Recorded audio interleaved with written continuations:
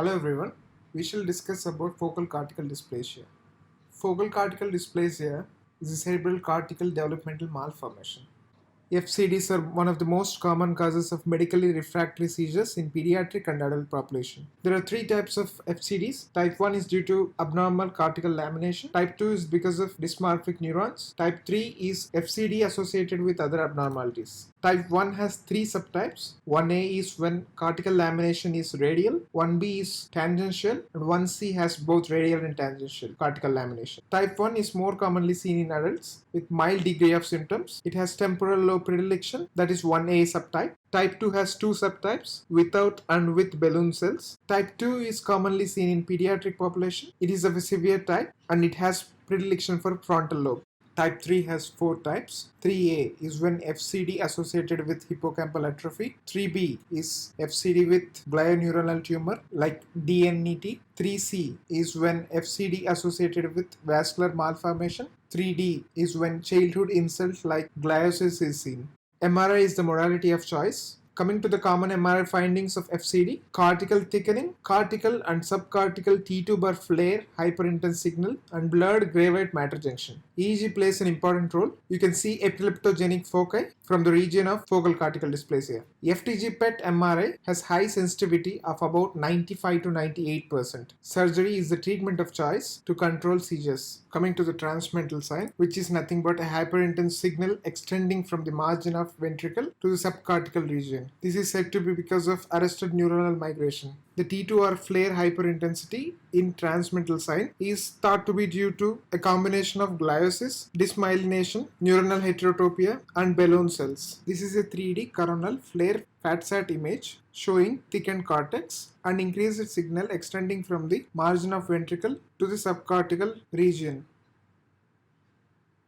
This line denotes the thickened cortex, and this is increased hyperintense signal representing transmental sign. It is classically seen in FCD type 2. This is a 25-year-old female patient presented with chronic seizures since childhood, which is not responding to medication. MRI was advised and taken. This is FSPGR axial cut showing area of cortical thickening in the left frontal lobe. You can see compared to the right frontal lobe, the cortex here is little thickened. This axial T2 image showing thickened cortex along with increased signal intensity with blurring of gray-white matter differentiation in the left frontal lobe. This is a coronal FATSAT flare image showing thickened cortex.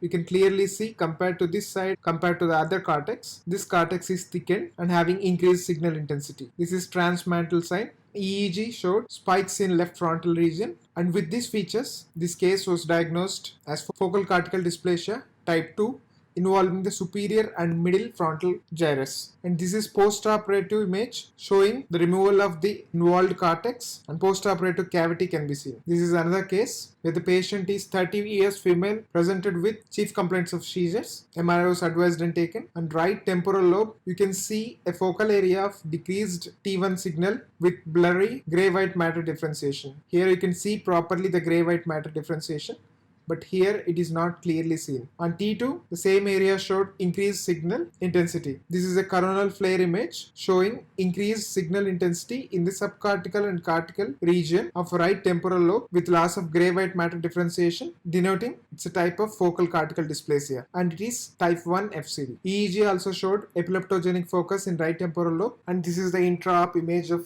focal cortical dysplasia. And this is post-op of the same patient showing large post-op cavity after removing of right temporal lobe, epileptogenic gyri. In summary, MRI remains the modality of choice for diagnosing FCDs, and with the advent of 3 Tesla MRI, the chances of diagnosing FCDs has increased a lot. Make sure to include a 3D sequence in your protocol, especially 3D flare, to diagnose FCDs. Despite well-developed methods of neuroimaging, focal cortical dysplasias remain underdiagnosed. So meticulous search for FCDs in a patient presenting with seizures is important so that surgical removal of the epileptogenic focus reduces the medically uncontrollable seizures. Many patients with intractable seizures have unspecific EEG changes with normal brain MRI, and always correlate your MRI finding with EEG. Quite effective surgical methods are available to remove FCDs for clinical improvement of the patient. The biggest hope for future is using high intensity scanners like 3 Tesla and advanced imaging techniques like DTI, dynamic perfusion MRI, functional MRI, and also PET imaging. Thank you.